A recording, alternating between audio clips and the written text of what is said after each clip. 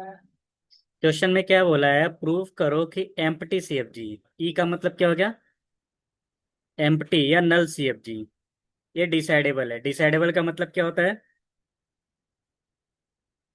या तो एक्सेप्ट करेगा या तो रिजेक्ट करे। यस। तो डिसाइडेबल का मतलब क्या है कि whether a Turing machine can solve this और नॉट। मतलब एक्सेप्ट करेगा या रिजेक्ट करेगा। राइट। तो यहाँ बोला है ई सीएफजी का मीनिंग क्या है? कोई भी ग्रामर हो वो सीएफजी होना चाहिए और नल भी होना चाहिए। मतलब लैंग्वेज ऑफ ग्रामर क्या होना चाहिए? नल भी हो सकता है। एक प्रोडक्शन उसका क्या होगा? नल रहेगा। राइट। अब प्रूफ कैसे करेंगे? यहाँ प्रूफ दिया है ना। तो देखो, मुझे एक ऐसा ट्यूरिंग मशीन बनाना है। राइट। एक ऐसा ट्यूरिंग मशीन बनाना है जो इसको डिसाइड कर सके ना। Right. That decides what? E C F G. Right ना। डिसाइडेबल का मतलब क्या है? E C F G. Right. तो मुझे एक Turing machine R, Turing machine का नाम मैं लिख देता हूँ R, such that R decides what? E C F G. तो आर का मतलब क्या है? On input ji.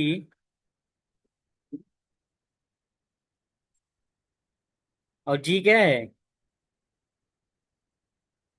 Is a C F G. Right. तो अगर सी एफ जी है तो सी एफ जी का प्रॉपर्टी क्या होता है? Mark R terminal. देखो, मार्क आर टर्मिनल सिंबल।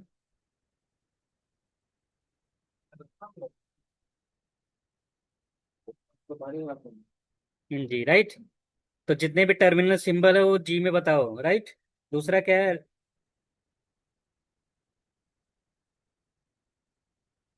तो कोई भी वेरिएबल छूटना नहीं चाहिए। Repeat until no new variable.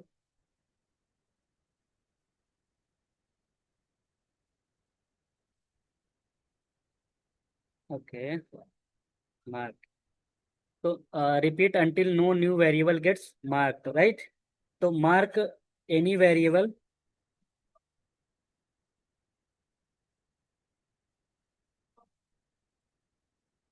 Actually ये थियोरेटिकल पार्ट है, थोड़ा समझना पड़ेगा। मैं समझा रहा हूँ तुम्हें, don't worry. Where G has a rule. अगर सी एफ जी है तो कुछ ना कुछ प्रोडक्शन का रूल होगा ना।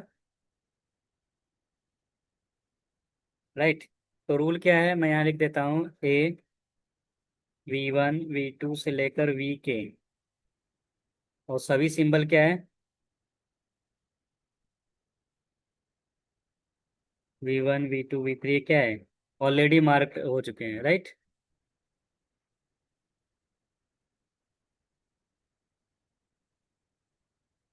ओके। अगर मान लो सभी सिंबल स्टार्टिंग सिंबल क्या मार्क है, तब तो एक्सेप्टेड हो गया ना। यस। तो तीसरा पॉइंट क्या है? If the start symbol is marked, तब तो क्या हो जाएगा? एक्सेप्टेड। राइट। या तो रिजेक्ट हो जाएगा। तो तुम्हारे पास सॉल्यूशन मिल गया कि अगर एक्सेप्ट हो रहा है तब तो ठीक है, ट्यूरिंग मशीन कर रहा है। राइट। अदरवाइज क्या कर रहा है? रिजेक्ट कर रहा है। राइट ना। तो ग्रामर क्या करेगा? हमें हमेशा हाल्टिंग में जाएगा। हाल्टिंग मतलब डिसाइडेबल रहेगा। राइट। तो यहाँ मैं लिख देता हूँ, कंक्लूजन में लिख सकती हूँ क्या? If start symbol gets mark,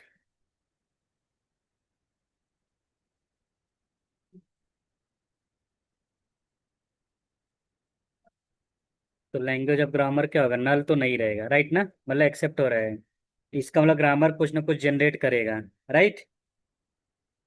और दूसरा कंडीशन क्या है? If start symbol is not marked, क्या करेगा? पाई आएगा ना। तो लैंग्वेज ऑफ ग्रामर क्या रहेगा? लैंग्वेज ऑफ ग्रामर फाई रहेगा। इसका मतलब ग्रामर कुछ भी जनरेट नहीं कर रहा है। तो या तो ग्रामर कुछ ना कुछ जनरेट करेगा, यहाँ तुम लिख सकती हो ग्रामर जनरेट समथिंग, और यहाँ लिख सकती हो ग्रामर जनरेट्स नथिंग। तो इसका मतलब या तो एक्सेप्ट करेगा या तो रिजेक्ट करेगा। तो यहाँ कंक्लूजन में क्या होगा? Since are always halts. Halts का मतलब क्या हो गया? रिजेक्ट करे या एक्सेप्ट करे। And correctly decides.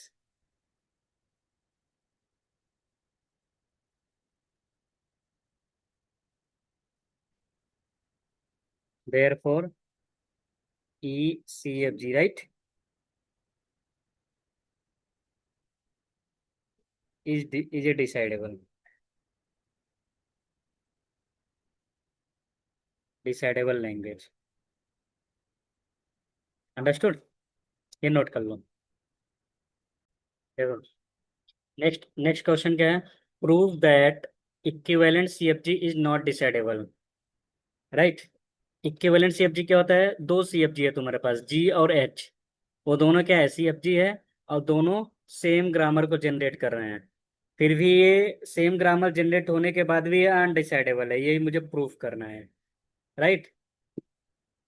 तो अगर ये अनडिसाइडेबल है तो क्या ऐसा कोई ट्यूरिंग मशीन एग्जिस्ट करेगा क्या?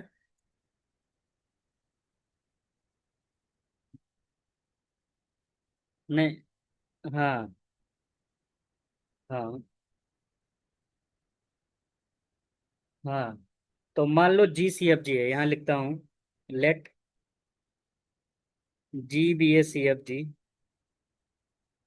For language A. Understood?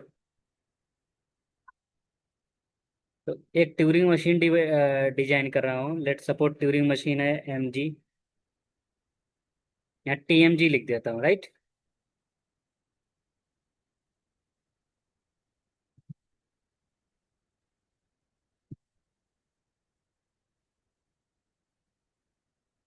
That decides, M G क्या डिसाइड करेगा?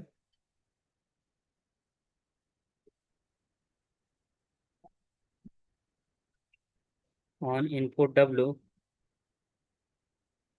क्या क्या डिसाइड करेगा? पहला क्या डिसाइड करेगा? Run Turing machine on input. Input पे रन कराओ पहले इसको, ग्रामर को, इनपुट डब्ल्यू पे, राइट। अगर मशीन एक्सेप्ट कर ले रहा है तब तो क्या रिजल्ट मिलेगा? एक्सेप्टेड ना।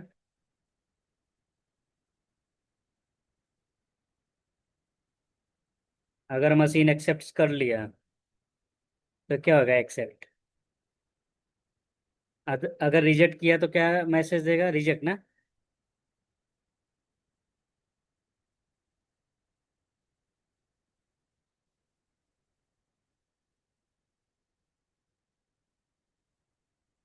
Right.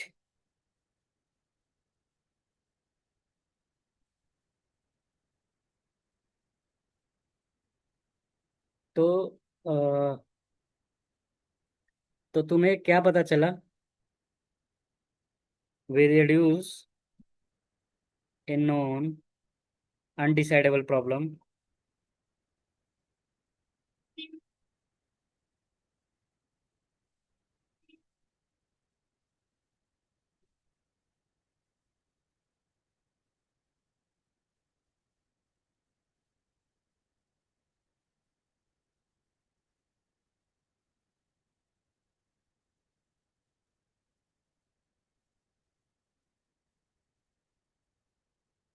It can not be decided.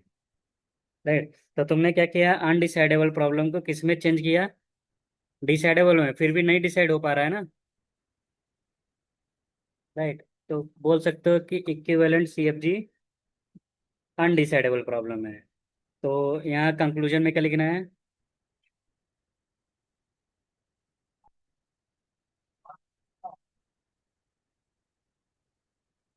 Since no Turing machine can decide EQCFG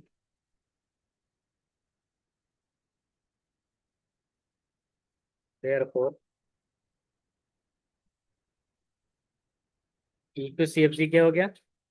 undecidable.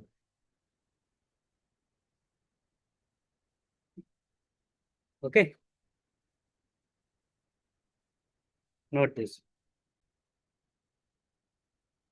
तो क्वेश्चन क्या पूछ रहा है? क्या कोई ऐसा ट्यूरिंग मशीन है, क्या कोई एक ट्यूरिंग मशीन ऐसा बना सकते हो क्या जो डिसाइड कर सके कि कोई भी ट्यूरिंग मशीन डब्लू को एक्सेप्ट करेगा या नहीं करेगा? मतलब क्या तुम कोई ऐसा ट्यूरिंग मशीन बना सकते हो क्या कि वो मशीन बताए कि ये डब्लू डब्लू मतलब स्ट्रिंग को एक्सेप्ट करेगा कि नहीं करेगा? Is it possible? तो यही हम लोग को देखना है। हाँ,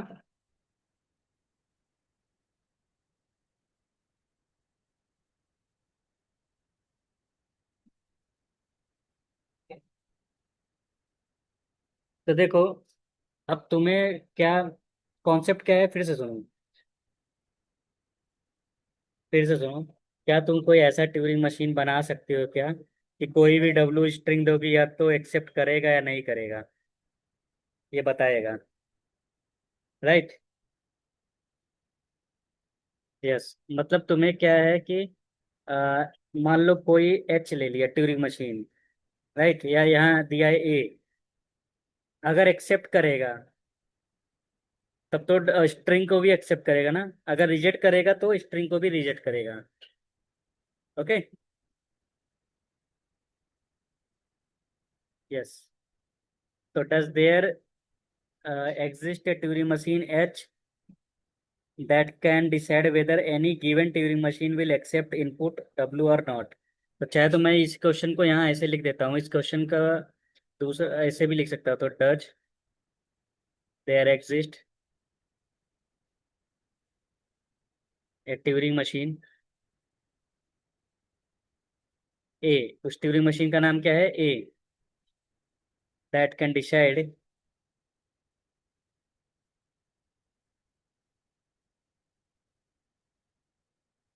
whether any given Turing machine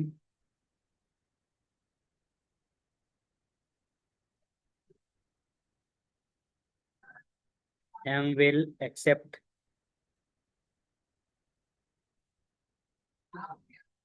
input W। Input क्या है? W है। एक्सेप्ट करेगा या नहीं करेगा तुम्हें ये बताना है। राइट। अंडरस्टूड ना?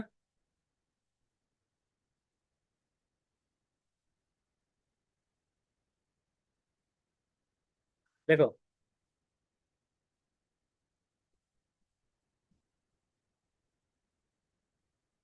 अगर M मतलब मशीन M एक्सेप्ट कर रहा है W को,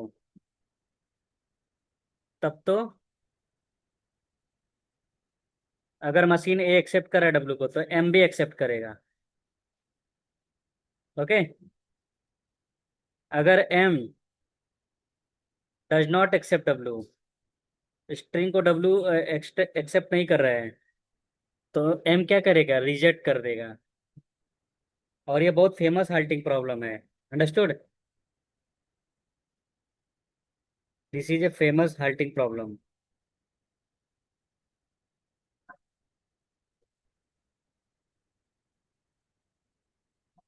राइट।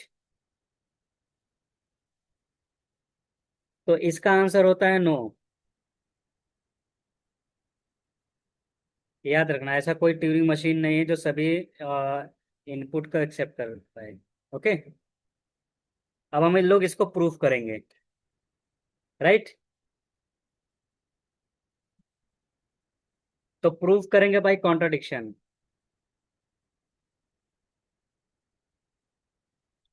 Proof by contradiction.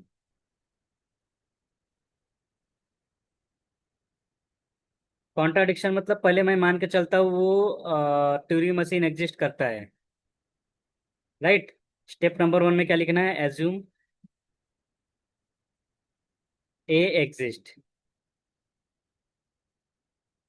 अगर ए एग्जिस्ट कर रहा है, मतलब ट्यूरिंग मशीन अगर एग्जिस्ट कर रहा है, तो इससे क्या पता चलेगा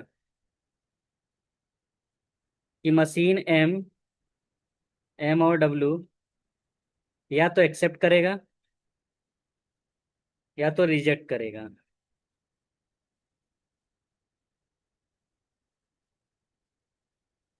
right.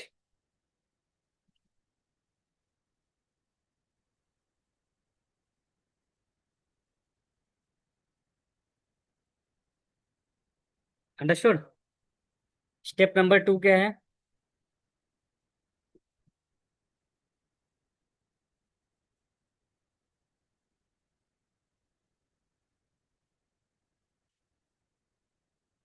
Construct Turing machine D using,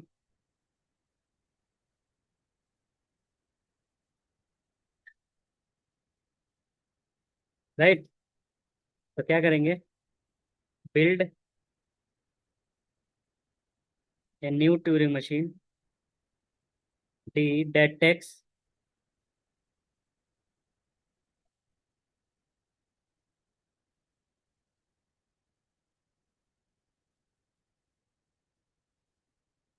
what on input M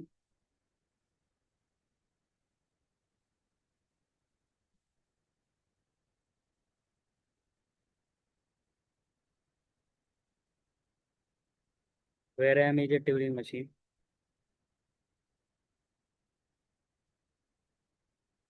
run a on input M W, right. मतलब जो भी तुमने मशीन बनाया है वो स्ट्रिंग रन करना चाहिए। और आउटपुट क्या मिलना चाहिए? Output the opposite of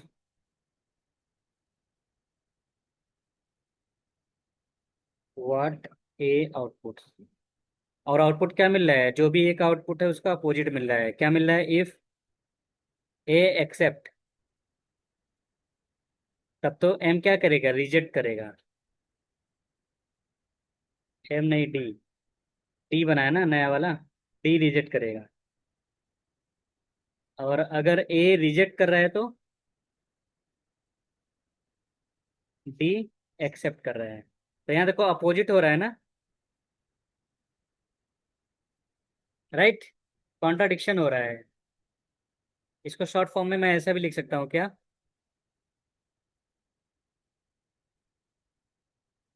D M मतलब Turing machine D on input M accept कर रहा है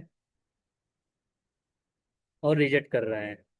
तो एक्सेप्ट कब कर रहा है? If M does not accept, right. मतलब रिवर्स हो रहा है।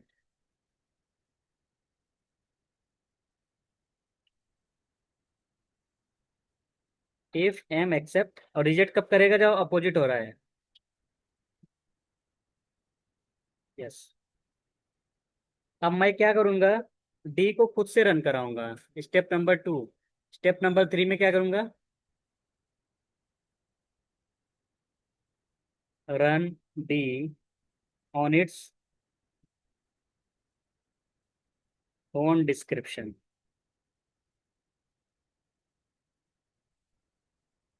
ओके। इसका मतलब ये हो गया कि जो ड्यूरिंग मशीन बनाए हो, खुद खुद के इनपुट पे लो, तो ये एक्सेप्ट करेगा if D does not accept D. यहाँ देखो खुद का रिवर्स हो रहा है, राइट। अगर बोल रहा है डी को, खुद डी दे रहे हो फिर भी एक्सेप्ट नहीं कर रहा है, और रिजेक्ट कर रहा है कब? जब डी एक्सेप्ट करेगा। क्या ऐसा पॉसिबल है? नहीं है। हाँ। तो दोनों केस में देखो, इस केस में भी कॉन्ट्राडिक्शन, इस केस में कॉन्ट्राडिक्शन। तो ये लॉजिकली इम्पॉसिबल है ना, राइट। यहाँ लिख सकते हो कंक्लूजन क्या है? बोथ केसेस, यहाँ step number 3, both cases leads to a contradiction.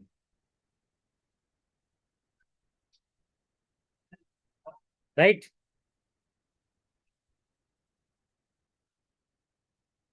This is logically impossible.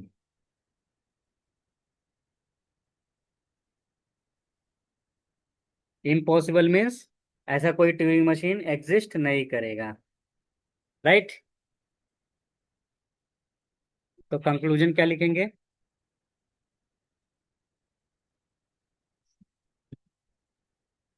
A can not exist. Turing machine ऐसा एग्जिस्ट नहीं करेगा। अंडरस्टूड।